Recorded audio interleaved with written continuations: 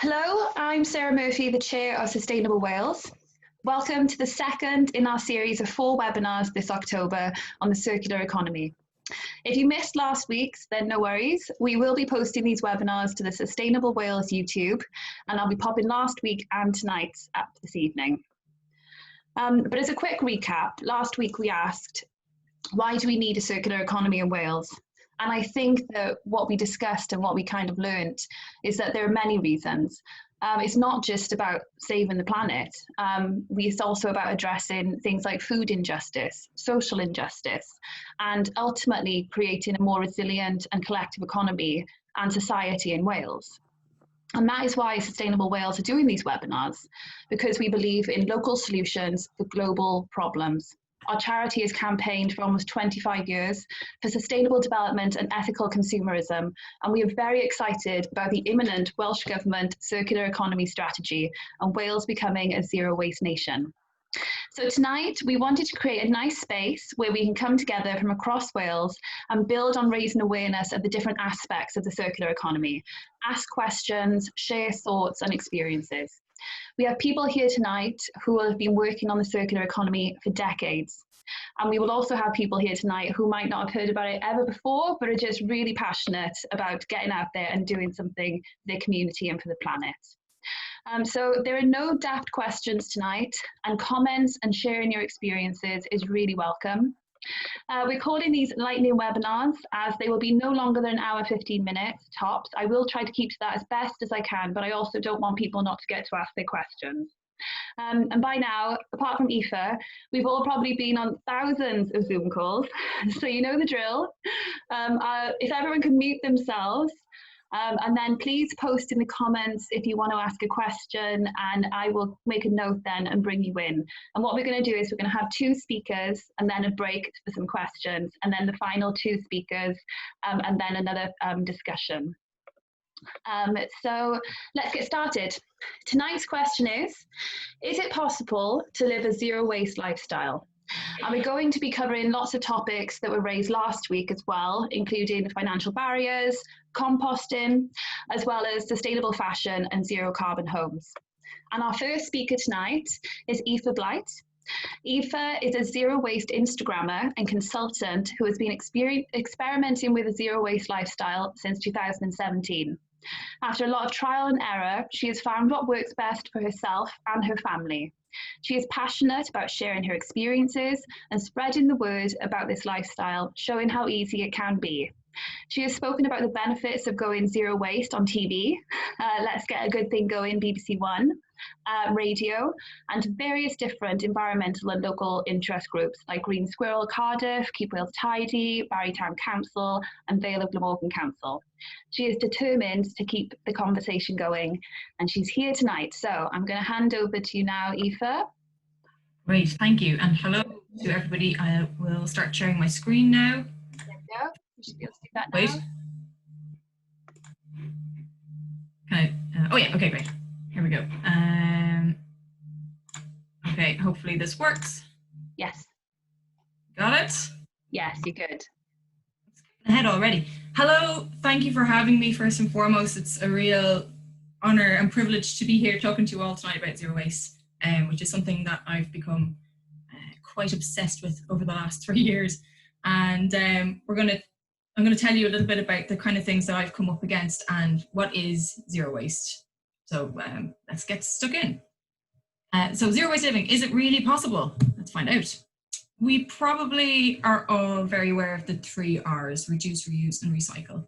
But we're probably also very aware that what those lead to is the recycling economy. It's good, it takes us away from the linear economy, but it puts us into the recycling economy, which means we use things, we buy things, we use them a couple of times, we send them to the recycling centre, we hopefully get a couple more uses out of them if they're recycled properly, but ultimately those products end up in the bin or being incinerated somewhere. So how do we move on from there? That's where zero waste comes in. And the aim of zero waste is to send absolutely no rubbish to landfill or incineration. And it does this by adopting a cradle-to-cradle ethos. So anything that we buy can either be continuously used or it can be composted. So this is what leads into the circular economy. And that image is from a book called Zero Waste Home by B. Johnson, for anybody who's interested in some reading. So how do we get from the 3 R's to zero waste? We incorporate the 5 R's. And they are refuse, reduce, reuse, recycle, and rot. So reduce, reuse, recycle, they're the ones we're all familiar with. Refuse is a step before those. And that's basically when you are out and about, if you're going to the shops, or you're interacting in your environment, if you are given something that you know that you don't need, like a plastic bag or a receipt, or something that you know is just going to end up cluttering your home or end up in the bag immediately, in the bin immediately, then just refuse it. You don't need it. If it takes more energy to make that thing and takes longer to make that thing, then you're going to actually have it in your life for it, then just refuse it. It's a waste of resources to make that thing. You don't need it. Anyway, waffling. And the final thing of the 5 R's is rot. And that is what we do with things like food waste, which we probably all know there's a major issue with food waste in this country and in the entire world. There's billions of pounds worth of, or millions of pounds worth of food gets thrown away every day, every year. And there are definitely things that we could do with that rather than just throwing it in the bin. So we're very lucky in the Vale of Glamorgan where I live that the local council actually takes kitchen waste away. But if you don't have that facility, then you can try composting. And composting is literally just, you can do it with a compost bin, and you just have that in your garden and you just put it into this plastic bin and you let nature take its toll. And you can put in things that are not just food waste. You can put in any kind of organic matter, and that goes for paper, as you can see in the bottom right hand corner there. You can put in things like nail clippings and hair cuttings, stuff like that. Anything that's come from your body essentially or is a food can go in a compost bin.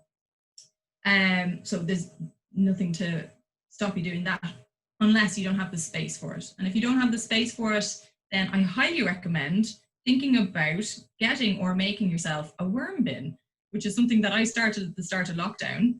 I got some worms from a friend of mine who had a compost bin, and they are fantastic little guys, and it's producing my own compost. It's great if you've only got small spaces. And the best thing about it, as I was saying to Sarah the other day, is that it shows my kid what happens to food, how things can break down, and he's gotten really connected to the worms. He wants to go out and say hi to the worms every day. So basically, composting is a great option if you don't have your council taking your food waste away. And if you don't have space for a compost bin, you could totally try doing a worm bin. And then the nice thing about that is everything that breaks down, the compost that you actually produce, can either go on your veg patch if you've got one, or into your flower bed, or you can give it to a friend who's trying to grow their own food. You know, these things can be used again. And that, the rot, is the perfect example of cradle to cradle. It started in the earth and it returns to the earth. But there are many other R's. There's not just 5 R's. That's the one thing I've learned. It's that you can add your own R's. And I've just got a few examples here of repair. So these are a pair of slippers that I've had for about 10 years. They're perfectly good. They had a couple of holes, so I just had at it with my felting kit, but you could sew anything, you know, if you've got clothes that are a bit holy or they've torn, try mending them before you throw them out or put them in the clothes recycling bin or anything like that. Try and see if you can get a little bit more out of it. Regrow. This is something that you can do with your food waste, your veg scraps as well. These are a bunch of leeks that I have, and you just chop them to about 2 centimeters from the end, pop them in some water, and after a few days you'll start to see these incredible little pyramids growing out the top. This is an offshoot of a tomato plant that I picked off the plant, and same thing, popped it in some water and it started shooting out some lovely roots, and this is actually currently producing fruit. So there's a lot you can do from your food waste, from your scraps that otherwise would just go in the kitchen waste bin. Redesign. This is something that I'm sure Helen will be talking about a lot later on. This kind of links quite well with upcycling as well. What you're seeing here is an old baby towel that I had. When I had my second child, we used cloth nappies on my kids. And when I had my second child, we needed to up our stock of cloth wipes.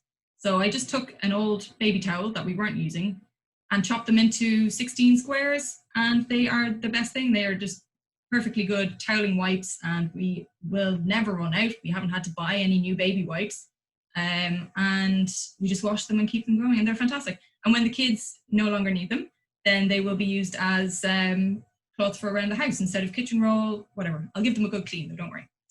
And then Rethink. These are birthday presents that I had wrapped up for my husband's birthday this year in fabric and ribbons. No wrapping paper, no sellotape, nothing. So you can use things like fabric, or you can use newspaper or whatever you've got around the house to wrap presents, but it's rethink how you operate and what you use in your life. And then most importantly, reevaluate. You have to kind of think about what it is that's important to you and how you treat your environment. And that's not just like the massive environment, like wildlife, nature, all that. It's literally just how you are in your immediate place, how you are in your sense of place. And this picture is a picture of me in the lashing rain after coming home from the school drop off with so that's my baby in there, but I dropped my son off. I live 5 minutes away from the playgroup, but I was always driving because I never gave myself enough time to get to the playgroup. And I just was sitting there, preaching to everybody about zero waste and then actually driving for no reason. So I decided to not do that anymore. I decided I would walk from then on. So that was taken in November. I think I've driven maybe twice since then. Obviously lockdown came in, but we have walked. I walk everywhere basically. I walk with him, and he's often saying like, can we go in the car? I'm like, no, it's bad for the planet. We are walking. And that's just the way it is. And I reevaluated what I was doing with that particular thing and how I was approaching that particular thing. And that was the decision I made. And it took a little bit of time to just, not be late. But once I managed my time better, it was the best thing. I feel healthier. He's getting a good walk every day, which is always nice. And just the picture of the rain is there because there's no bad weather. There's just bad gear. So get yourself some good rain gear and you can get out walking whenever you like. That's basically it.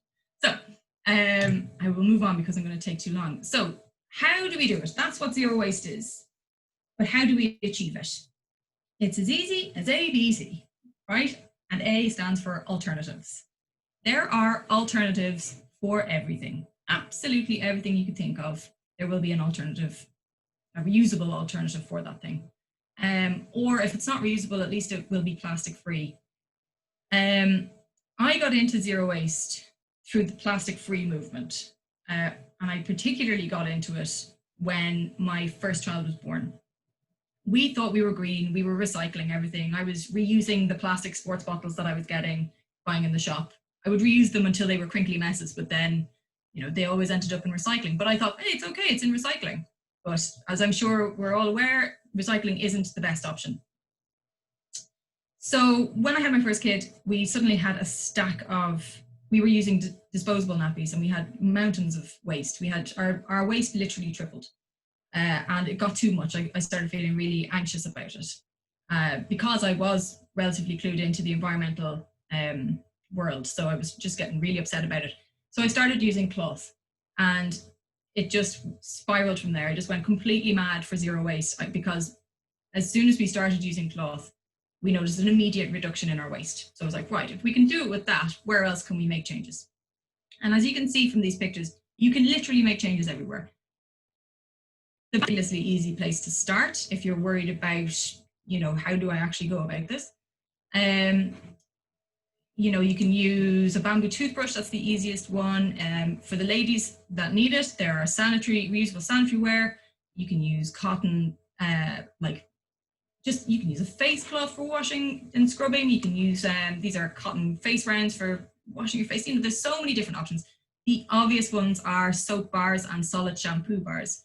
Like we've all immediately gone to shower gels and jelly shampoo and all that kind of, fluid shampoo. But these things do exist. Soap bars have been around for thousands of years probably. So it's not that hard to go back to it. When you're out and about, you can have your reusable mug, you can have your reusable bottle, you can have your lunchbox with your homemade sandwiches. This little pouch here is actually an old cheese packet that I've covered in fabric to make it look nice, but it's literally just a resealable bag with some fabric on it. These are toilet bombs. They're toilet bombs. So they're bicarbonate soda and citric acid that you can pop into your toilet for a natural scrub. So you're not putting anything particularly toxic down the toilet. Gives your toilet a scrub. It's a nice thing to make, and it's packaging free. And then up here, I've got your raggedy old sponge, or my raggedy old sponge, versus all of these other eco options for cleaning your dishes. Every time this gets used, the plastic sponge, microplastics are released into the water system. Every time these get used, natural fibers will get released into the system. As we all know, microplastics are not good for anybody or anything. So if you want to make an easy swap, then moving to something like this will be a better option. They will release everything when you use it will release a fiber, but these will release natural fibers, and they can be recycled and composted as well. So long story short, there are alternatives for everything. B, bulk is beautiful, and so is bringing your own. So what you can see here is our very lovely zero waste shop in Barry, Awesome Wales. And this is my little boy going in with his little bag to stock up on some nice things to eat. We're very lucky to have this, but even I don't get down to it as often as I could, because we're all very busy people. You know, it's difficult to factor another trip to another shop into your daily life or into your weekly world, whatever. It can be tricky to get to. It can also be a financial barrier for some people as well. So it's brilliant that these things are here. It's brilliant that they're popping up in more places. It's brilliant that you can bring your own bags or containers, but it doesn't suit everybody's life. So what do you do if it doesn't suit your life? Go to your supermarket and get the biggest bag that you can possibly get. This is a 4-kilo bag of rice. It means that we only need to buy a bag of rice once every blue moon, and the overall amount of plastic that's used in buying this is reduced. So buy bulk whenever you can is the key message there.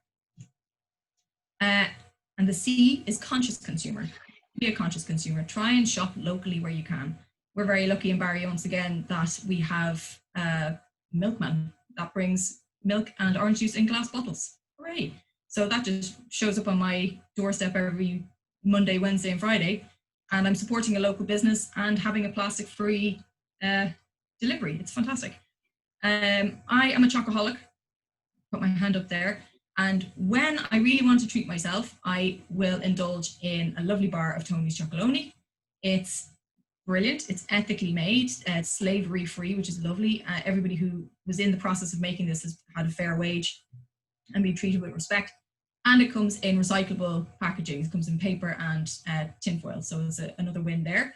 And then I'm sure, once again, the Helen and Keris will be talking more about this. The clothes in the final selfie there are all sustainably made or acquired. So my jacket, the jazziest jacket in town, I actually got that at a clothes swap.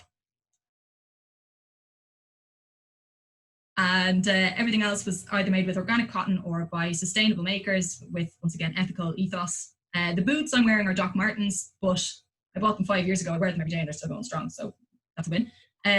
Of course, buying secondhand, buying off, either in a local charity shop or on eBay, whatever is the best way to do it.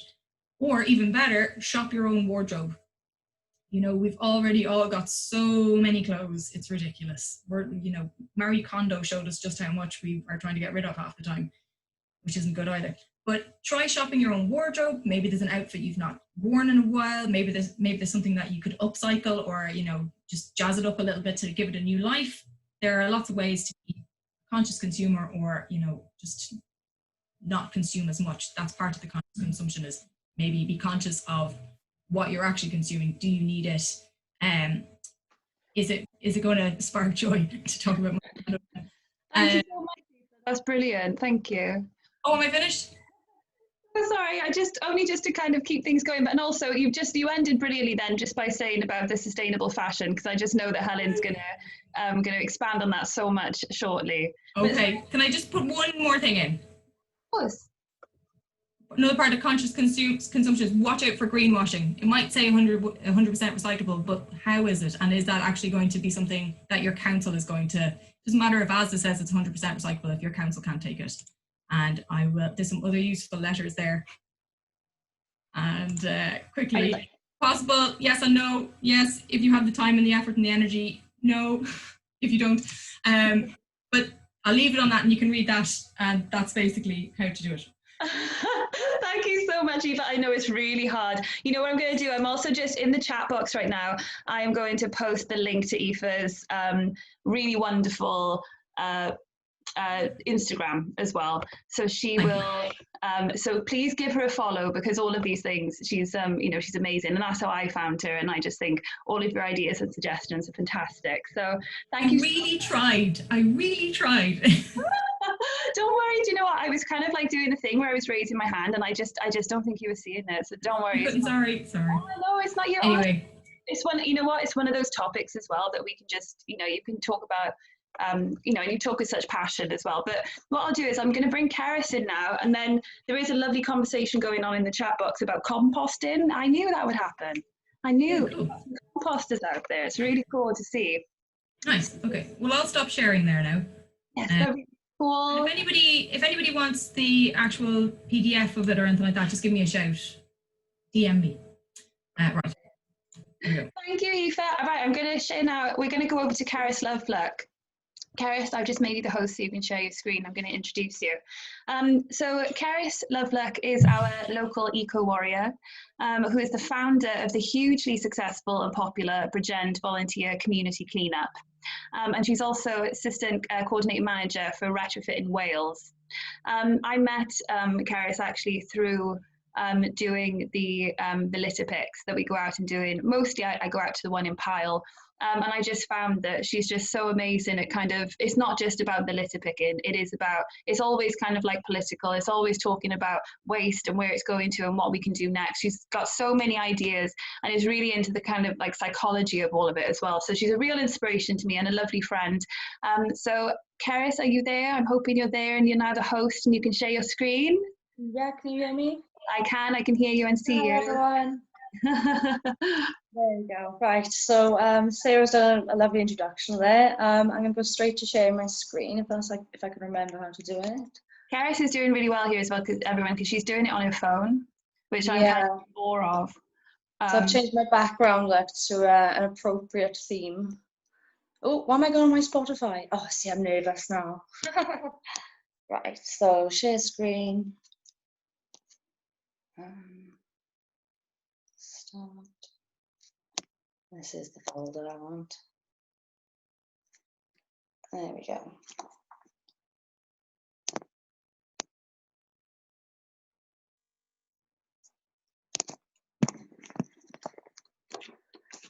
Fab. So this is a logo that my friend actually designed for me. He's actually watching today as well, which is great. Hi, Kev. So we started, I guess, a year before we actually started making the groups. I just finished uni and I was walking home from school on the school run every day. And if you can look on the right, you'll see some photographs I took. And it's just like household litter being dumped there. No one's doing anything about it. I'm taking photos of it. I'm tagging the council. I'm giving people a ring to see what I can do. And I just felt so alone. There was no one else really giving a damn. And well, that was that really. I spent about a year documenting it all with no action being taken. And then shortly after, I was on Facebook and I saw a few other people complaining about it. And I thought, wow, some people that care, that's great. So we met up, 3 adults and 2 children, spent an hour in the lane, in this lane, and collected 18 bags of litter, which was incredible. Me and my daughter there, John is back, and Richard with his little girl. So 6 months later, we've now got 1,000 team members in roughly 7 areas of the borough. We've done about 75 plus cleanups, so I can't imagine how much tonnage of waste we've actually collected. We've collected, I say, 18 on the first litter pick, 15 bags on the second litter pick, and that's just in one area. We've gone then to expand to Broadlands. You can see we've done a litter pick there. We've been doing them weekly almost. There's some lovely photos of our eco warriors there working on. There we go, I'm just stop sharing myself. Yeah, so we've got some eco warriors doing some amazing work in Bedford Lane. And as you can see, it's not just about, like Sarah said, it's not just about picking up litter. It's about teaching the children the connection between litter and the damage it's doing to our environment. So you can see on the right-hand side at the top, little squirrels there they were feeding. Beautiful day out. I'm sad I missed that one. I was actually in Porthcawl doing a litter pick.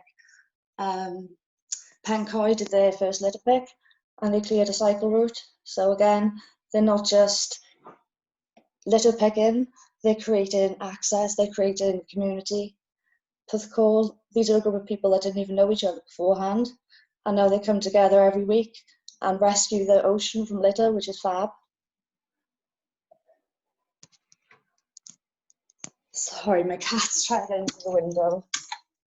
Quick, come in. So with our litter picking groups, our members get to explore the local community. So like, for example, my stepfather, he's been meeting friends he hasn't seen since school. So that's like 30 years ago, he hasn't seen some friends, and now he gets to see them regularly. People are meeting new people they didn't even know before, with the similar morals and similar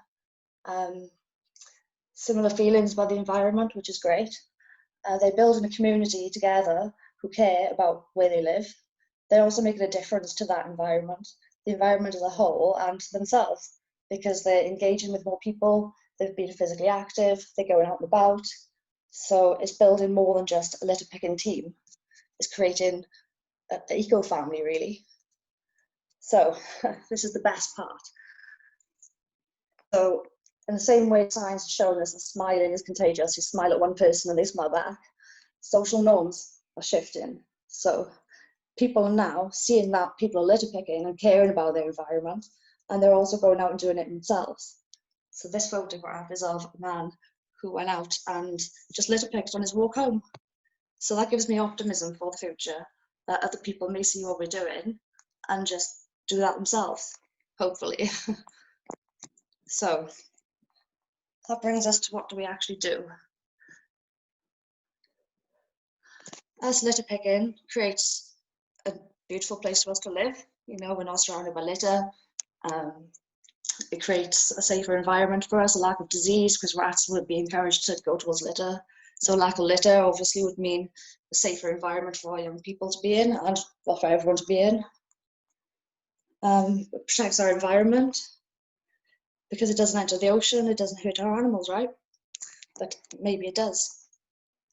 So this guy, Mitchell Pham, he said that recycling is a Western world's feel-good solution for an unmanageable waste problem.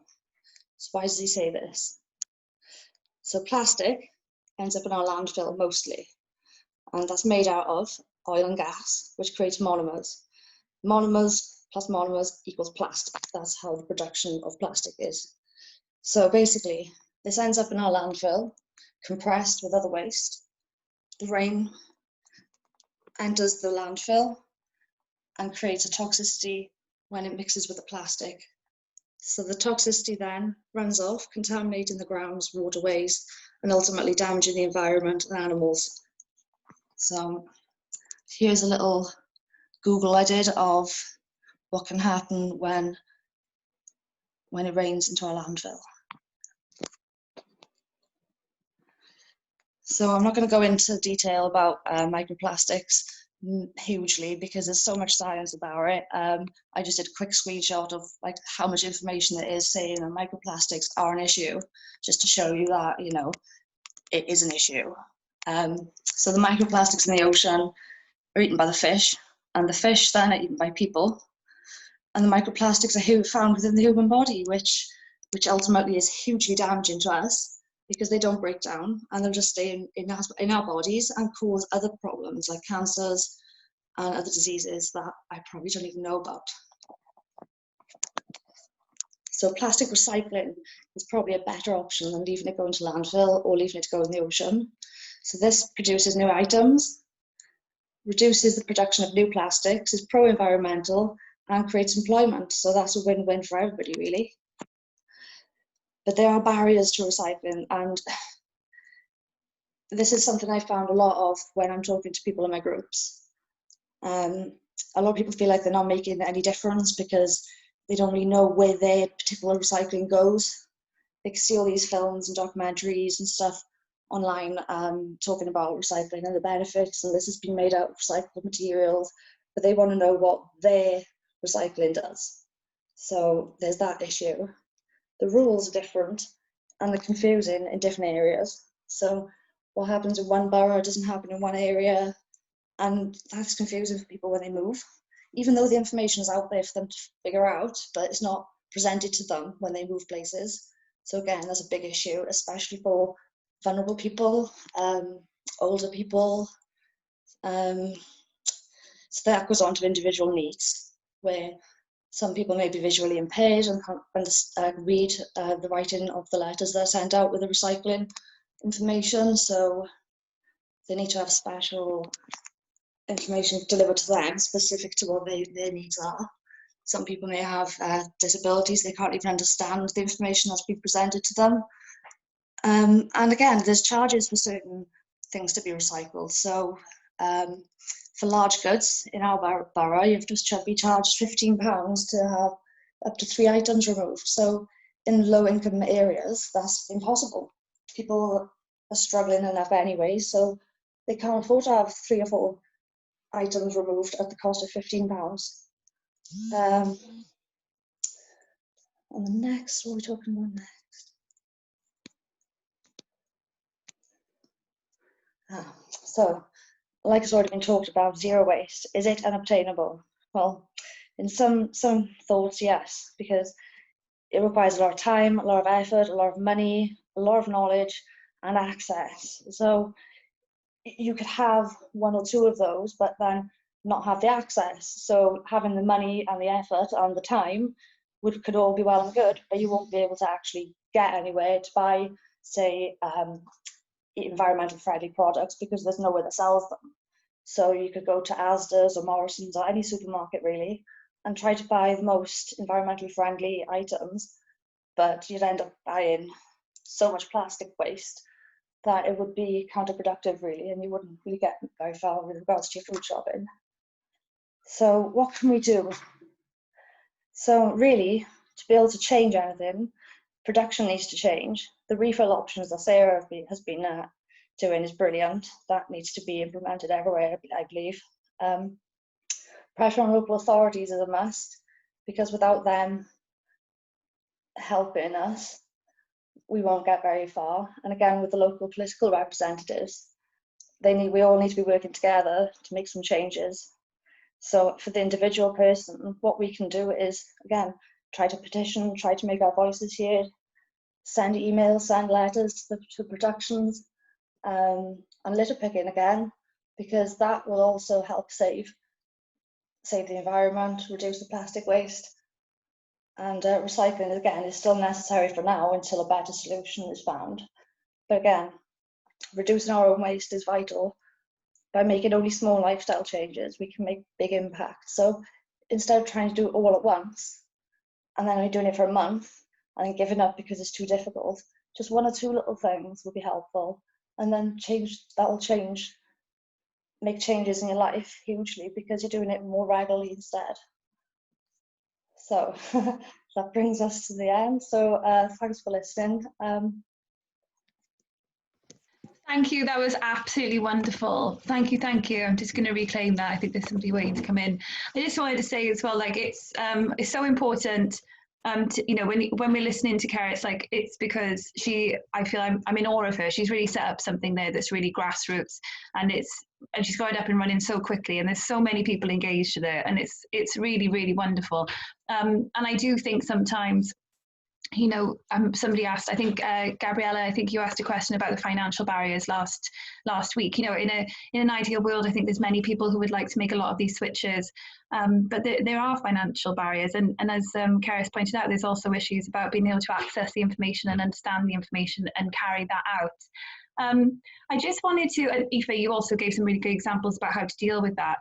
I just wanted to, I'm kind of watching the chat box at the moment, and I can see there's been a really good conversation here just about biodegradables. Aoife, I just wondered if you could just come in really and just what you've said about biodegradables, I think would be really interesting for everybody.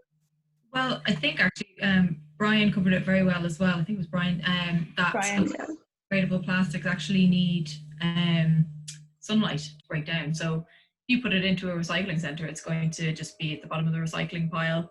If you put it in your compost bin, it's just going to be at the bottom of the compost bin. And a home compost bin will never get hot enough to actually break down. They need to be, as I think Brian or maybe somebody else said, they need to be at least 50 degrees Celsius. That's never going to happen in your home compost bin.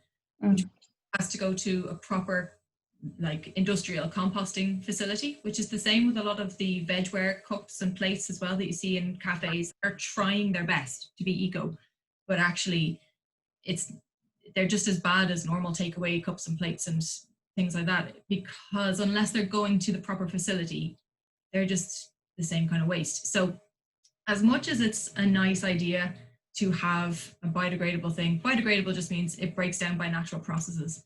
It doesn't mean anything other than that. So if it's biodegradable plastic, I know there's a lot of plastics based on plants, corn starch, potato starch, stuff like that, but they still break down to essentially microplastics, which will potentially still enter the water systems and can still have the same essential effect as any other microplastic would on the environment. So it's a nice idea, but actually the investment that's going into that would be better put to use by just redesigning our whole consumer and consumption system. And that's something, as I said in the comments, that's going to take a lot of investment from corporations that they don't want to do. But it also takes a societal change. It takes us demanding that change. And I think Rachel might know a lot about this as well, actually. Just looking at you there, kid. She works with RAP, so she might know a bit more about this than I would. But we need societal change. We need to keep up the demand for better design systems, not just greenwashing and not just kind of, oh, great, that's fine, that'll be okay, because it won't necessarily. If people are just putting it in the normal bin saying, it'll be fine, it'll biodegrade. If it goes in a normal bin, it might as well have just been made from the other plastic. The only difference, the only benefit of it is that it hasn't come from an oil-based production line. All plastics start off their life as oil. So if it comes from a plant-based thing, obviously that's better than an oil-based thing, but the end effect will essentially still be the same. And that's stuff. Thank you, Aoife. That's brilliant. And Gabriella, did you want to come in and ask your question to Keris as well? Because I know you were the one who raised this last week, and it's a really good question. Yeah, for both of you, but yeah, definitely Keris, because of your experience within communities. This is something that's being discussed quite a lot by our future commissioner, Sophie Howe, who's talking about 20-minute neighbourhoods. The government commissioned a report to look at the importance of communities and trying to strengthen that in order to aid a recovery post-COVID. So I was wondering, what the challenges and successes have been for you within your own communities, and what do you say are the biggest learning lessons? Because for those who don't have a sense of community and are really looking to try and develop one, what would be your sort of top tips and just general learning lessons? So like the community aspect of it, a few people have come up to me personally and said, this has actually helped me get out of a rut, helped with depression. So that has been, like, for me, more beneficial than the litter picking, because you're helping people on such a personal, deep level, just by meeting up once a week and picking up some rubbish off the floor. It's crazy that something so simple can have such a profound effect on an individual. I know some people literally say to me, I'm looking forward to it. I've packed my bag, I've got my new litter picking tongs. I get messages from people all the time saying, where are we meeting next week? And that's lovely. So top tips, I'm not really sure. It's just been, everyone just seems to be very welcoming, very open. And it's a freedom as well. There's no real restrictions. We haven't got, like, obviously there's health and safety aspect, but if someone wants to go and walk that direction to litter pick, that's up to them. So they feel more in control of what they're doing too. So yeah, I think that helps people with a sense of pride as well, because they're doing something not only for their community, but they're doing something for themselves, and they feel like they're more active in both of those ways. And yeah, like we talked about, it helps build up the physical and the mental well-being. So I can't really suggest any tips other than just continue being friendly and stuff towards everybody who wants to join in, and just be as inclusive as possible. Yeah, I think what I found as well is that once you put yourself out there, you will find people that were, I know it sounds really cheesy, but you'll find your tribe. Like Yeah.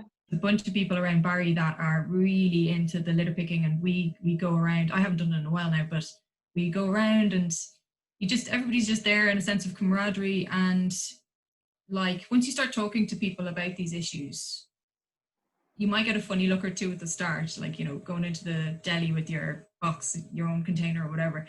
And they're like, what? But then once you say why you're doing it, they're like, oh yeah, okay.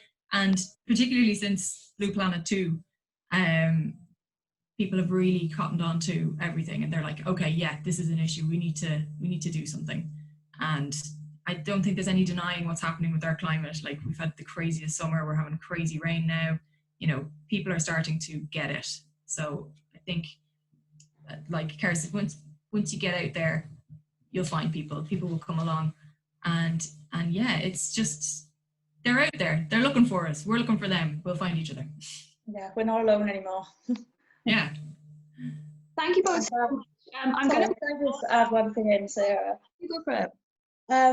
I don't know if you were there or not, but as a litter pick on the beach, that stands out quite well when you were just talking. Walking along the beach, and there's so many groups of young people who wouldn't otherwise think, oh, litter picking, and then they've been seeing us, watching what we've been doing, coming over and putting their litter in our bags and stuff, and having a little chat, and then they're like, oh, we'll look out for you, and they've been looking on their phone for our Facebook group in front of us and stuff. So I think that's helpful, and again, it gives me optimism that the younger people will be more interested in helping this kind of thing in the future. So yeah, sorry there. No, that's brilliant. You're right. It is always a lovely part of it. It really is. I was just going to say, I'm going to move on now. I'm keeping an eye on the chat box. Marianne, I can see that you've asked a question about like plastics and what we could plant instead and how much room and those things would take up. So I'm going to move on, and hopefully I think that Helen will be covering aspects of this in her talk. And then we're going to hear from James. But I did just want to say as well, you know, I'm reading them all. Thank you, Charlie, for your comments, and Sandy. Keris Jason is here from your Pen Code group, and he said he loves it. And Pam has also shared a really good video in the group about to learn more about plastics and some of the things you touched on, Keris. So there we go. I'm just going to make you the host now, Helen, so you can share your screen. And I'm going to read out your bio whilst you get set up. So I'm going to be introducing now Helen O'Sullivan, and Helen has worked in the fashion industry for over 16 years, mostly within the sustainable fashion sector. She has worked in sustainable fashion education for over 10 years and 4 years as a secondary school teacher. She has campaigned for eco and ethical fashion for over 13 years, and she set up Sust Fash Wales, which we love at Sustainable Wales, to promote all the positive action happening here in Wales. I'm absolutely thrilled about this for you, Helen. She has recently embarked on a PhD investigating whether sustainable design education in primary schools will lead to more responsible consumption in future generations. So super relevant for tonight. We're really happy to have you here, Helen, and I'm going to pass over to you now.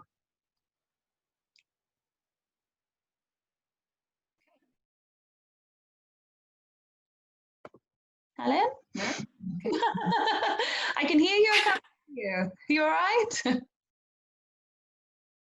that's so strange. It worked out really bizarre. We can see your screen and we can hear you. Okay, that's fine. Okay, so this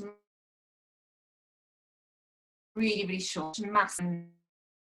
Oh, you're breaking up ever so slightly, Helen. I'm not sure as why. efficient as I can. Okay. Oh, I'll just carry on. What is this? This is probably the best way to explain it. And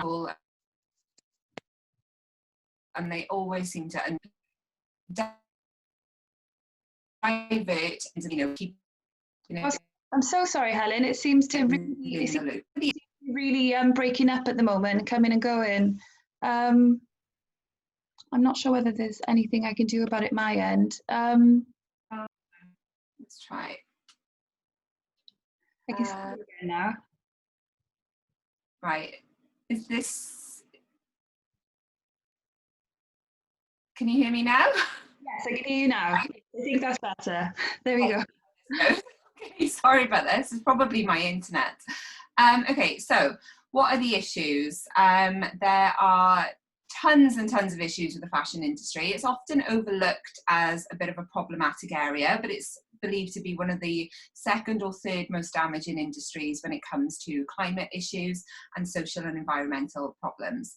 So 80 billion items of new garments are made every single year, and because of population and also because of our growing consumption, that grows annually. 85% of all clothes are sent straight to landfill. They're not recycled, even though 100% should be able to be recycled. 10% of all garments that are made are never worn or never sold, and they are sent directly to landfill. So they haven't even been used by a consumer, but that's just the waste that we often overlook. And then 9.4 trillion microplastic fibres are released every single week in the UK into the water system just through washing our clothes. So the statistics are pretty shocking.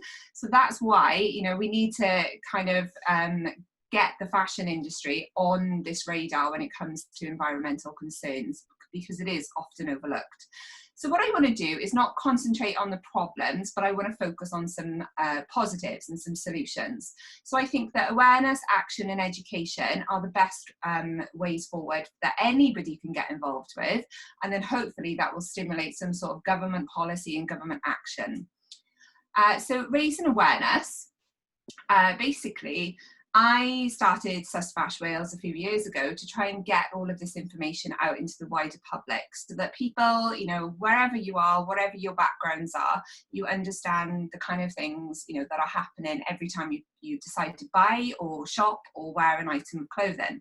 So I've got Sus Fash Wales, and it's the first and only database of everything that's sustainable fashion related in Wales.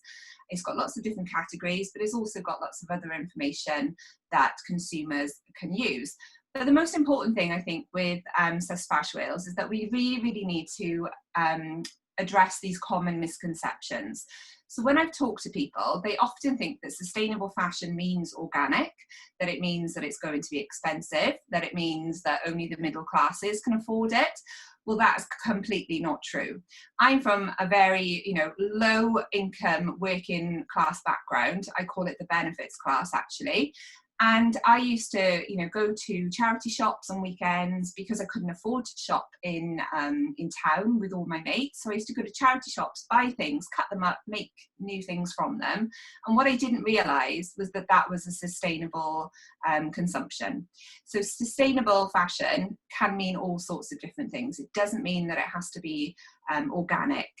If you were with me last week, you might have remembered, not with me, if you remembered the chat from last week, you would have possibly remembered the Vimes boots theory that I posted about Terry Pratchett.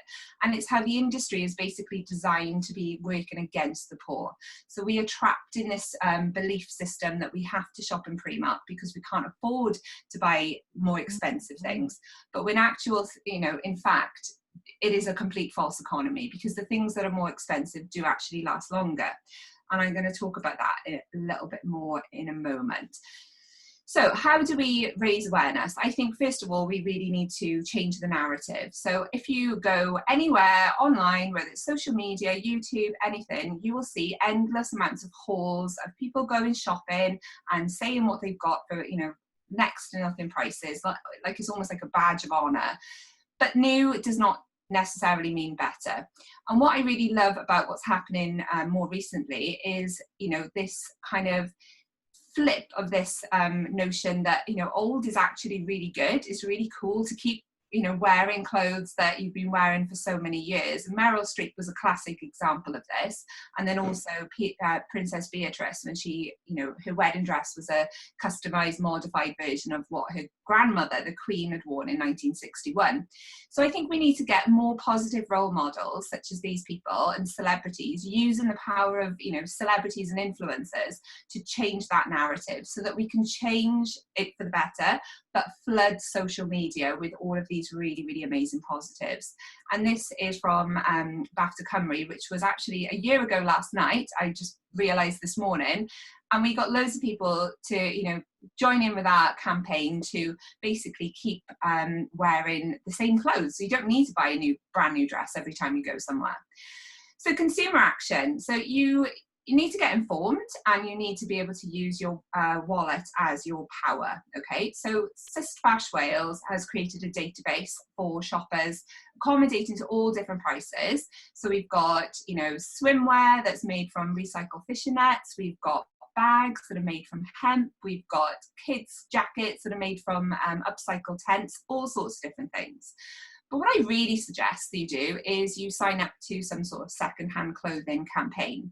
So this is where you refuse to buy any new clothes for whatever duration of time it is, such as Secondhand September, which Oxfam organises. When I was in uni, I set myself this challenge because I was investigating sustainable and unsustainable fashion. And I started with the idea that I would save the money so that I could afford to buy more organic and more expensive clothing, but it completely changed the way that I looked at shopping, and it's been 13 years ever since, and now I'm completely dedicated to sustainable fashion. But there are so many amazing things that you can go and get in charity shops or even online, and I think that's the best way to go. Another thing you can do is swishing or swapping. Now that's probably a little bit difficult at the moment with the pandemic. So, you could go online and see what groups are in your area to see where you can swap and, kind of keep these clothes in the loop rather than needing to get new ones. Because chances are things that are in people's wardrobes have only been worn a handful of times. Another thing you can do just from your sofa is to contact the brands and the policymakers. If enough people start communicating these problems, they have to respond, because it's their accountability. They have to like wake up and realize that they need to do more to clean up their supply chain. And I really love this quote from Vivienne Westwood, which is to buy less, choose well, and make it last. I think that's the fundamental way to change our views on consumption, is to just think about what we're buying. Is it going to last? Do we really need it to start off with? So start asking yourself those questions. And also, as we were reminded last week, that we already have enough clothes on the planet to last us several generations. We don't really need any more. Now, educate and create. I thought this is another interesting topic where you could get yourself informed and skilled. There are loads of workshops that are happening all over Wales, whether they're in person or online. Obviously, a pandemic is causing problems for that. So you could just jump on YouTube. There are millions of videos of how to, get your sewing skills up. Not everybody was taught, like me, to learn how to sew by their nan when they were 7, and I completely appreciate that. However, there are videos out there that will enable you to customize your own clothes, give them a little bit of a longer life, or completely reinvent brand new clothes from scratch. Whatever it is you want to do, there are so many tutorials out there for you. I've actually got lots of quite basic tutorials that I've created, everything from threading up a needle to putting on a button, all sorts of things. And there's also some amazing, more theoretical courses from Future Learn and Eventbrite. So sign up for everything that you can. And then finally, I just want to kind of touch on that we really, really need to focus on educating our future. Now, I'm a secondary school teacher, and my PhD is going to be focused on primary school. So the reason why is because I found that, pupils just have such a common sense, or kids have such a common sense approach to the world. They don't understand why the adults are doing the things that they're doing. Why are they putting plastic in clothes? Why are they throwing these things away? And I think we really need to utilize that, common sense of children to get our messages across. And you've only got to look at, Earth Strike for Climate, and the kids just, know how to articulate these things that we understand are complicated, but when you think about it, actually, why are we doing this? Why are we doing X, Y, and Z? So these are some amazing creations that I got my pupils to create last week using recycled fabric scraps. Obviously, being from a sustainable fashion background, a lot of my work is focused on this. But unfortunately, it is not part of the curriculum, despite the fact that the Environmental Audit Committee recommends that craft repair education should be in all primary schools and secondary schools. It's not really being done. So that is why I'm doing my PhD, to try and champion getting this kind of education into primary school curriculums. I just want to end on a couple of pictures here. This was by one of my, a couple of years ago, we still have a successful after school club, which is focused all on sustainable fashion. So this was made by year 7 pupils who'd never even touched a sewing machine. And they created these amazing dresses from recycled or upcycled scraps of denim and old pairs of jeans. And they ended up showing their work at Cardiff Fashion Week, which was incredible. And I'm just going to pause on this for a moment, just because this was what one of my pupils said to me last week. So I'm just going to let you read the quote in the middle.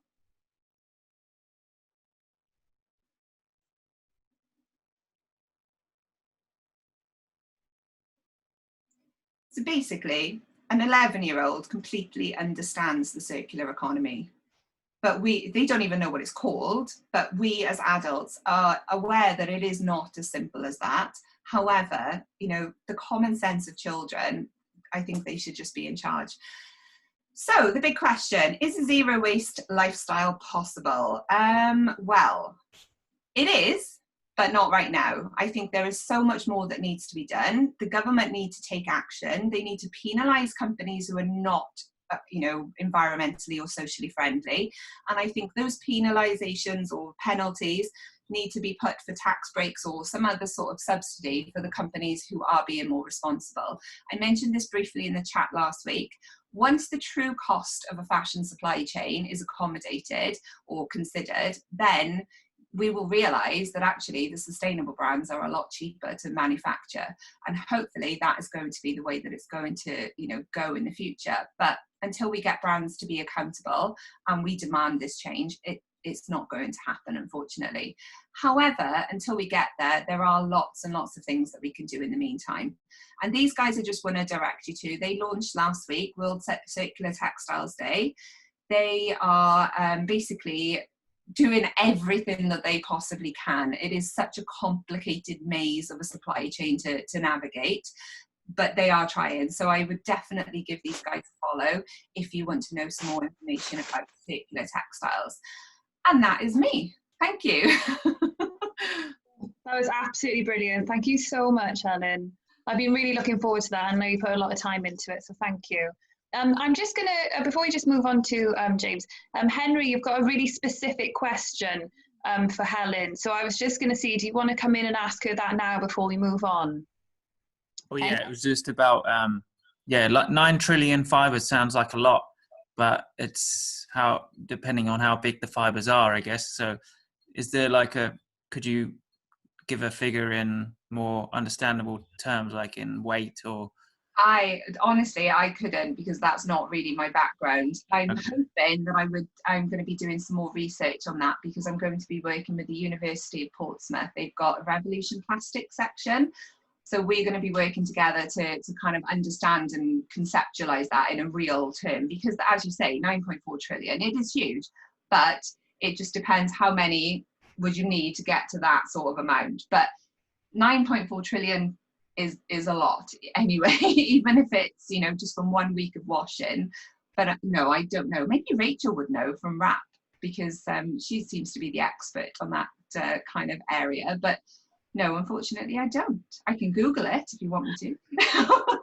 Sorry, I'm here in like a personal capacity rather than through work. But there's loads of stuff on the RAP website. So we've got the Sustainable Clothing Action Plan and loads of stuff on plastics on there. And there's an interesting conversation about plastics versus food waste, at the moment. But yeah, I'm I'm here as like a person who wants to know more about amazing things that's happening in South Wales. So. Oh, that's great. Well, if you want to pop any links in the box, then in the chat box, then please do. That would be amazing. And Helen, add your website to it because that's great too. I'm going to move on now, just because obviously, look, I'm going to be honest with you. We're probably going to be here till about 8 o'clock, and I'm really sorry. Please don't tell anybody. But it's just that I really want to make sure that we have enough time to have a chat with James, and I've also got some questions that I'd like to come back to. I'm going to introduce James Williams now, because tonight we've covered so many things. We've covered food, we've covered clothes, we've covered toiletries, loads of stuff. And so I was really keen, I really wanted James in so that we could talk about housing, because we know that housing is a huge, huge part of this.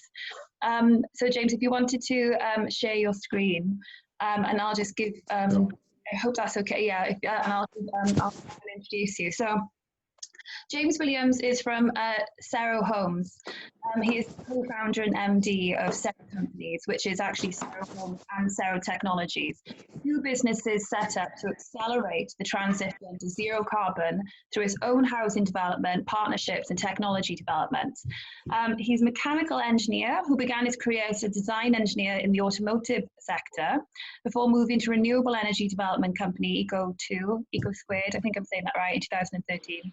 James went on to lead the business development activity, which brought him to the growing opportunities in heat networks, decentralized energy, and innovative housing, which ultimately led to the founding of Cero Companies, the fastest scaling zero carbon housing business in the UK, and it's based in Wales, which I love. So over to you, James. Hi, good evening, everybody. So I'm here to talk about zero carbon housing. So what I thought I'd do first of all is tell you a little bit.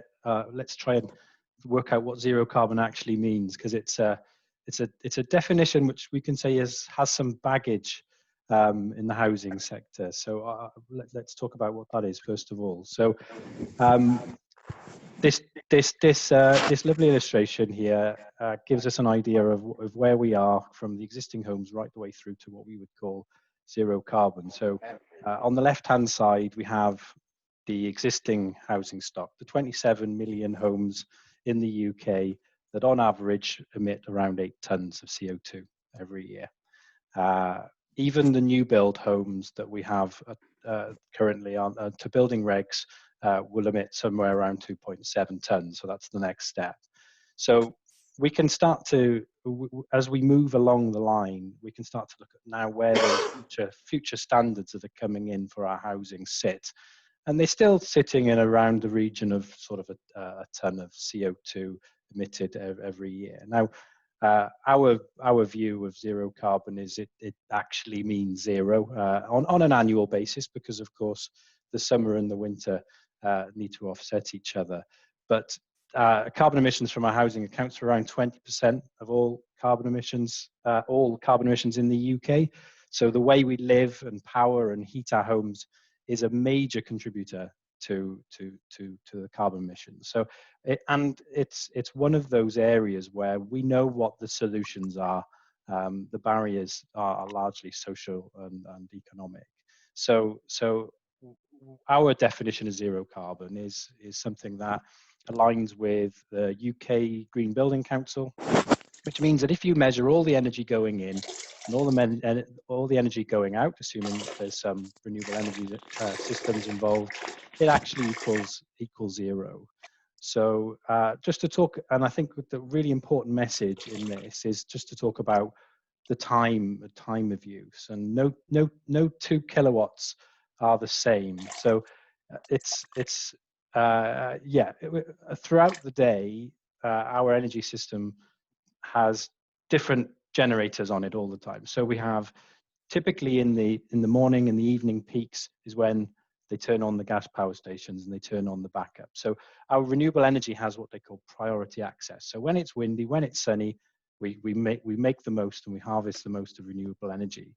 But then in the kind of where we would see the typical peaks in demand when we're all at home living and as we are right now, running our appliances and living is actually where demand is at the highest.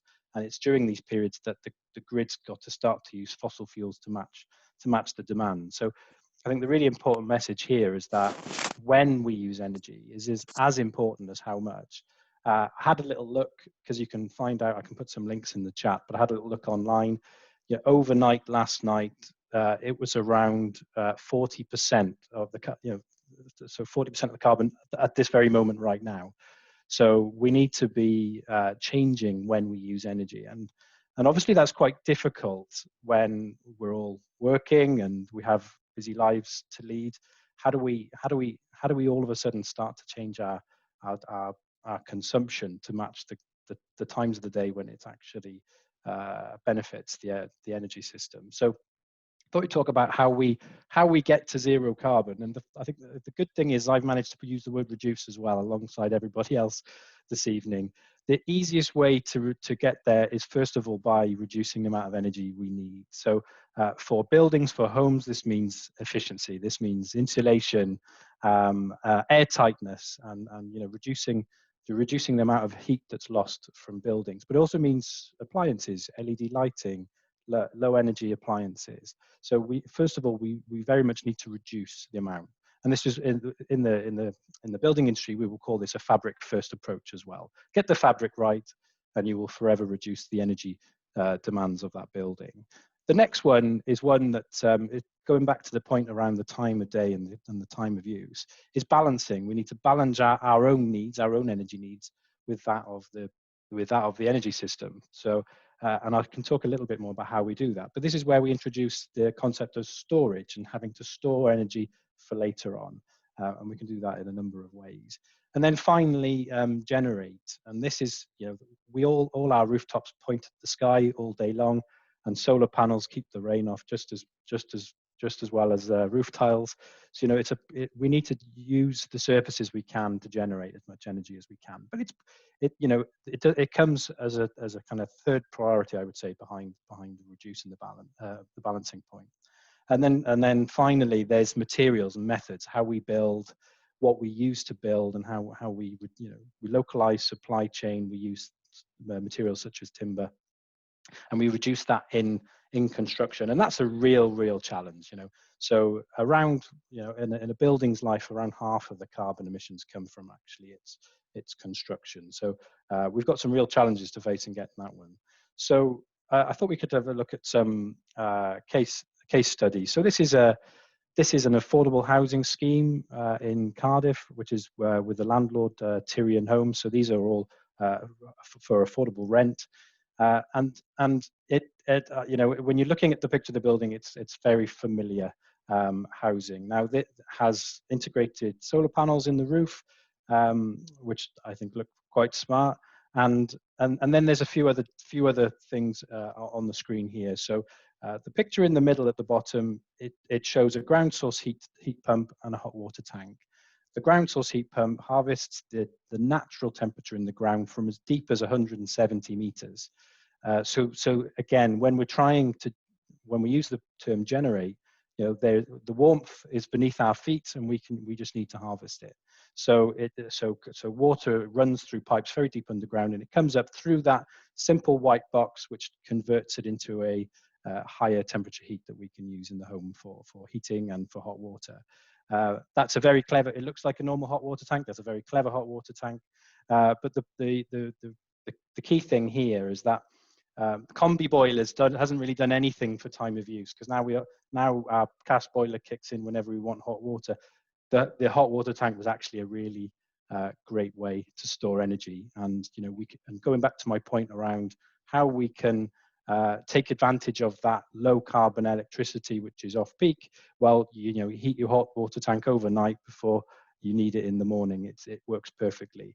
In the top right, you can see a battery. These are very likely to become common in the solution. It's very difficult to store electricity in anything other than a battery. And the batteries will appear in our homes, or they'll appear in the fields somewhere, because we need to use the energy when the wind is blowing and the sun is shining. And that's, you know, that's a key part of the solution, really. Where they will end up years from now is to be seen. At the moment, we're fitting them inside homes, but they may move to more like community level in the future. So this is a project where we've worked with another developer, but we really have aspirations to kind of set the bar ourselves. So we have a project in Pontedari, which is in Neath Talbot, which is our Park Hadau scheme, and this is where we can do things completely unconstrained, and so this is a really exciting project for us, and it's supported by Welsh Government through their innovative housing programme, which is just brilliant. So the first thing here is place. So there's a perimeter road on this site, which means we're pushing the vehicles outside, leaving the inner space for community and for green space, importantly. And actually, it's a single carriageway, so it's not a tarmac road with curbs. It's a pedestrian. You know, this site has vehicle access. It doesn't have roads, and I think it's a really important point. And also, the vehicles are pushed to the outside. And in the future, if we decide that we have less cars, we can start to convert those spaces back into natural landscaping. So the layout is quite unique here. And I've got some CGIs. So some of the other things that are really important here. We've got electric vehicle car clubs because our cars are parked for 92% of the time. We don't all need cars parked for that long. So we've introduced electric sort of mobility as a service model. So the tenants and the residents here will be able to lease an electric vehicle to take a journey, leave it back. It's when it's plugged in, it's able to power the home. So it's a really good way to reduce the amount of, we would like to see lower numbers of car ownership here. So then when we talk about the actual, I mean, these buildings have green roofs, we have sustainable drainage systems. There's actually ability to have a flat roof section and the PV, and we've got 7 kilowatts of PV as well, as you can make out from some of those CGIs. But what's really important is the level of planting, landscaping, biodiversity. What we want to leave is this site was a greenfield when we started with it. And fortunately, when you're a new housing developer, you don't get to choose you don't get to choose the perfect site. But actually, we intend to leave this site better than we found it, with the houses and the people there as well, which is really important. And when we're talking about materials, so these buildings will be timber frame construction as well, but they'll be using what we call cross-laminated timber, which is basically plywood for the building industry. There's a lot of wood involved in making it, which means there's a lot of carbon trapped in the building from when it grows. But how do we see more of this? And I think this is probably, out of all the speakers tonight, unfortunately less able to offer those options for you to go out and completely change this industry, because the house building industry is clearly dominated by sort of 10 companies that build to a model that we see obviously repeated everywhere. You do have a voice through the planning system. When we hear of new sites, I think demanding the local authority for sustainability.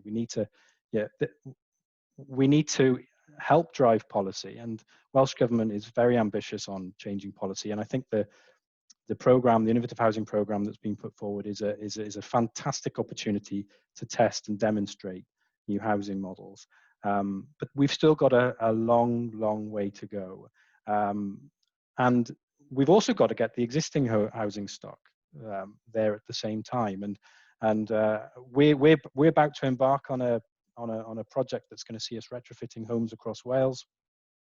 And some of the technologies and solutions are going to be involved in that. But obviously, it's a lot harder to do it once the house is built. And every new home we build today, every new home that's built today to essentially to building reg standard, has to be retrofitted within the next 30 years. And that's just crazy. We're worrying about how we solve the existing stock whilst adding to the list and making the list longer. So we need to, when we talk about net zero, and I think it's something we are kind of always try to, when you look at aviation and shipping and industry, they've all got it's really tough to find the right solutions to decarbonize all those industries. Housing, we know what the answers are. It's you know, we're able to implement them today, and actually, and it has such a big, and it have a really big impact on that sort of 20%, you know, of carbon emissions. So, and actually people will benefit in the process. We get to live in warmer buildings. It'll contribute to our health and our well-being, and it'll have, you know, it'll have a really positive impact on people. You know, so I think that, yeah, it's you know, we are seeing change. It's going to be like steering a tanker, but there's really good progress. And actually, I think to enthuse everyone from a Welsh context, with the support of Welsh Government, we are seeing more and more of the solutions developed here first. That project I just talked about in Pontardawe is recognised as a world first zero carbon housing scheme, mainly because it will track the carbon emissions of the grid on a live basis, and we will report that zero figure will be actually measured and reported. So we can do away with the greenwashing, you know, of old. And yeah, be cautious of what zero carbon really is. As long as it's not defined, people will claim it clearly. But it's something that we can actually measure and understand. So I think, yeah, I think that's everything from me. Thank you for listening and taking, yeah. Thank you so much. Thank you so much for that, James. I hope everyone found that as kind of interesting and uplifting, really, and inspiring, because I think probably all of us here tonight would love to live in one of these homes. I would love to live in one of these homes. You feel like all the things that we talked about today, gosh, if you could live in a home, and like James said, you know, it's warmer, the bills are lower, there's that collectivism, there's a plan for the future. I just think, I mean, what I wanted to show tonight, I suppose, by you know, asking James to speak, is that this is not the future. This is here in Wales. Sarah Homes is a Welsh company, and as he said, it is now just about, you know, when there are developments happening, it is about kind of guiding, supporting, encouraging our local authorities and Welsh Government to do this. Because the other thing about it is that I know, of course, in many cases it does come down to the capital receipt, you know, and I get that, but it's a way of looking at things and finding a way to invest in these things that it's just a more long-term investment. It doesn't have to be, you know, it doesn't really have to impact the amount that you make, but it's just a more long-term way of doing it. And I think the other thing that, James, you show really well with Sarah Homes is that you don't just move into the house and then ta-da, it's done. This is something that people would have to engage with, would have to learn how to kind of, you know, make things work in their homes as well. So, you know, it is about constant kind of like education and engagement, isn't it, James? Yeah, I could talk for hours about how you develop solutions here, but with Sero, we stay with the occupant. So we have a what we call our Sero Life platform. So rather than disappear at the point that the house is sold, we actually stay on to support the resident. And if anything, you know, if they want to understand more about their energy bill, their comfort, then we're there to support them in the future as well. I've dropped a link into the chat, which is a site in Tonarefal, another one funded by Welsh Government. And that's a video we did with a fully charged, and that's a 225 home site. So when we're talking about, you know, that one's, you know, there are 46 people living in that site by the end of the year, and it's a really exciting sort of large scale version. Brilliant. James, I'm going to bring in Jason here. Jason, you've got a question for James. Do you want to ask it now? And Jennifer, I won't forget you. I'll definitely bring you in afterwards.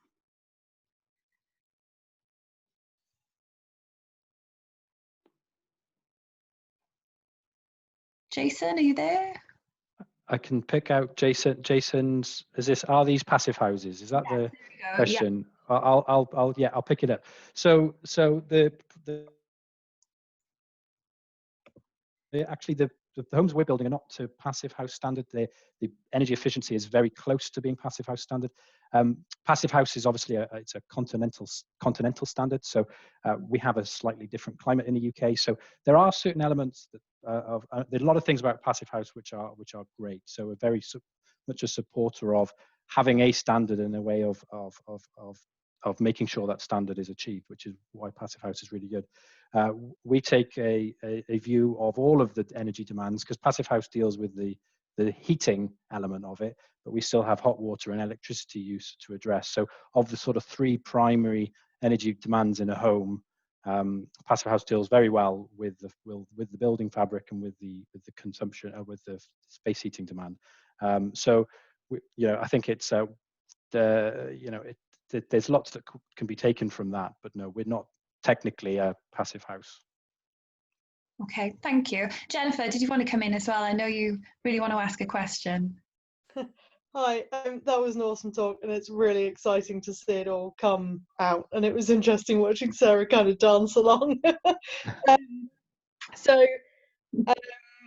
you talked about, or you touched on that you're going to start working on retrofitting as well. So if any of us in the chat are interested, can we then get in touch with you about retrofitting our homes? And then the second part was, we're getting a heat pump installed in the next couple of weeks, which is exciting. And then the person that's doing it has, depending on the scope of the heat pump, will be able to get us money back from the government, which everyone seemed really interested in. And I have no information on whatsoever, apart from she's going to do the magic. So can you fill people in on how they can get involved in that? Yeah, so we have what's called the renewable heating incentive. So for it's been extended. So it was due to finish in March next year. It's now been extended by, I think, 12 months for domestic users. So under that scheme, you can install a renewable heating system like an air source heat pump or ground source heat pump, and you will then have payments over the next 7 years, quarterly payments to help cover the cost of the installation. Now, typically the barrier for people has been paying for the installation in the first place. There are now organizations out there that will fund that for you if you assign your payments to them. So you can pretty much have a funded installation, fully funded installation, and there's some great companies in Wales who would do that. If anyone wants to know, then you're more than welcome to contact me. And to answer your point around retrofit, absolutely, we're working towards being able to retrofit anybody who comes to us. I think the challenge that we have at the moment is scale. To scale up the retrofit solution requires us as a business to start with the big project. So we have a 644 home scheme in Swansea, where we're retrofitting solar panels and storage to social housing with a housing association called Pobble Group.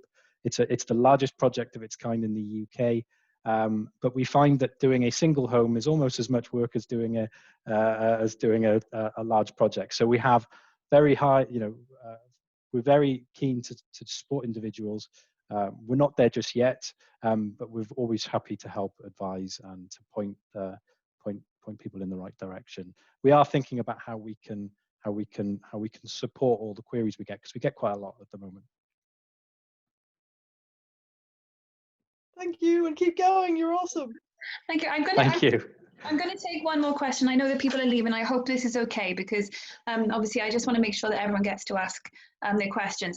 Vanessa, if you wanted to, I was going to see if you wanted to ask your question to James, because you really touch on a huge aspect of this as well, which is the community as well. It's not just plonking the houses down, is it? Yeah, thank you. I would love to. Thank you so much. I really enjoyed this evening. So I was sharing a link, and I think there are a lot of very promising solutions popping out the ground that are not that expensive. For example, there's one provider called Mancha North, and they offer pre-built houses, and they say they are sustainable, but they actually don't offer any details on their website, which doesn't necessarily need to make them negatively. But when I was looking into that as an option, I think first of all, you need the space, and you kind of want to appreciate nature, but you also want to have a space where you kind of connect with the energy resources. And something that you said about energy is really interesting. How can we start a decentralized system, but more as a local community, and kind of build new systems with electricity and water? Yes, I was wondering if you have thoughts on that.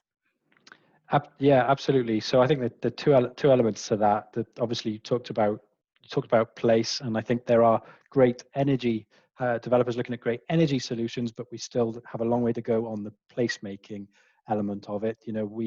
we don't, you know, some of that is driven by local authority policy. You know, we need asking for a parking space per bedroom, you know, so having to put 3 tarmac parking spaces for every home isn't the most sustainable solution, but that's in some cases what the policy drives. So it's not always, I should say, it's not always the developer's fault. There are rules and regulations in you know, that we have to adhere to. But yeah, and to pick up the community element, absolutely. I think the biggest opportunity for energy is inter-community, is with the, you know, is that peer-to-peer model. And if we all buy and sell to the grid as individuals, it's a lot less efficient than if we were to start to operate as communities. Now, the electricity sector is heavily regulated, and there are some barriers to being able to do that. But there are opportunities as well, and we're looking at, I mean, in the first example is blocks of flats is a really good example to start doing that. Now, typically in a block of flats, the PV would just go to the landlord's meter and basically power the lights, and then the rest would spill onto the grid. The residents don't actually get any of the solar generation from the block of flats. Now, if you treat that building as a community energy scheme, or what we would call a microgrid, which acts on its own, we can use that PV for the residents, which is the best place to use it, not spilling out onto the grid in the middle of the day when, yeah, that's not the time that we need it. So I think there's a, yeah, you know, if you follow us, you'll see some really interesting community energy solutions coming through. Thank you. And maybe just one last take on that. I'm really surprised because companies, parts of India, for example, who don't have access to energy, they then come up with this completely decentralized energy networks, for example. But sometimes because we already have the system, we also have companies who control them. So it's like sometimes a pro and con in that way. It's sometimes nice to actually skip a step and not be so developed, probably. Yeah, well, we sometimes being advanced isn't always the best. We've now got this very well established national grid where we send power all over the country because we've built all the pylons and all the infrastructure to do it. Now, what you find, India's a really great example. They don't have that, but it allows them to very quickly adopt the decentralized local generation model because it's the cheapest way of doing it. They're never going to go and build big pylons running across India. They can generate, store electricity locally, and it's the same for kind of African communities as well, where, you know, they can go off grid very easily because they haven't got sort of that legacy infrastructure. Okay. Thank you so much, James. I'm going to wrap up there. I know we've gone a little bit over, but I hope that's okay with everybody. I wanted to make sure that everyone got to ask their questions. I'm just right now going to pop everybody who is here tonight, their contact details and ways to follow them on their social media so you can find out more and get more information. I just wanted to say a huge thank you to Aoife, to Helen, to James, to Keris. I really appreciate it. Thank you to everybody who came tonight. This is the second in the series. Next week, we will have Tara King, who is the Vice Chair of Sustainable Wales and a fellow trustee with me, who's going to be, there's Tara waving, she's going to be looking at jobs. You know, this is another, when we were kind of like coming up with ideas for what we were going to do for the 4 questions, we were going to, you know, jobs and how the circular economy can create jobs. It's so relevant always, but particularly I think at the moment when there is definitely, I think, hard times coming, but some opportunities as well. I also just wanted to give a shout out to the Director of Sustainable Wales who is here tonight, Margaret. Hi, Margaret. Margaret's going to be speaking at our 4th one when we're going to be asking the slightly controversial question, do we need a Circular Economy Act for Wales? But to round it all up tonight, I think all of our speakers have really shown that there's so many good things happening. We can do so many things as individuals, collectively, through our communities, and also things like zero carbon homes are here. It's just maybe a matter of having a look around, having a look on the local authorities' website, seeing kind of what kind of things are in the mix at the moment, and seeing how you can kind of write letters and get involved really and start showing that this is something that people really, really want. So yes, I think Mary Ann summed this up beautifully in the chat box. She said, zero waste is a destination we are traveling to, but we are definitely traveling to it. And hopefully when the circular economy strategy comes out at the end of the year now, we're going to be putting a 2050 stamp on that. We're going to get there by 2050. So thank you all so much for coming tonight. It's wonderful to see you, and I hope that we'll see you all again next week. And thank you to our speakers. Thank you so much. Thanks for having us. Adios. Adios. Thank you for having us, and Alfie is here to say hello, obviously. Thank you, bye. See you next